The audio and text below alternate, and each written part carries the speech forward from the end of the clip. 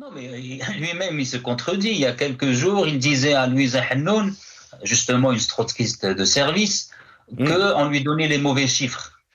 Donc, parler aujourd'hui de miracle, alors que quelques jours avant, il avouait à Louise Hannoun, en tout cas c'est Louise Hannoun qui rapporte ça, je suppose qu'elle ne ment pas non plus sur ça, que Hmm. monsieur, il dit tout simplement des mensonges et maintenant avec préméditation.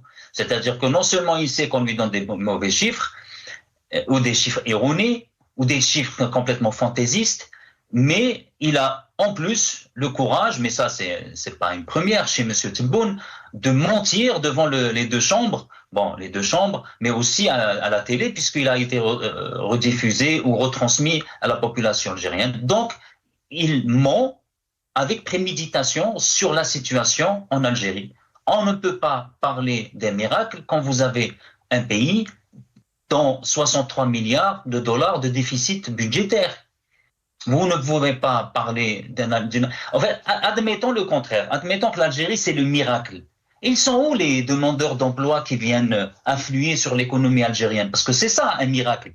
Quand il y avait le miracle américain, vous aviez des exodes massifs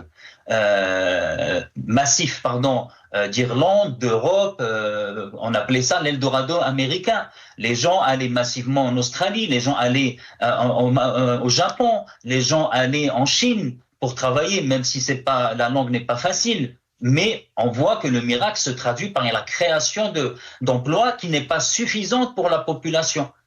Ils Hmm. sont où ces gens-là? Au contraire, on voit le contraire, c'est-à-dire des gens qui émigrent vers l'étranger, y compris des gens qui sont diplômés, qui sortent des universités, qui malheureusement ne vont pas servir leur pays, mais vont servir d'autres pays.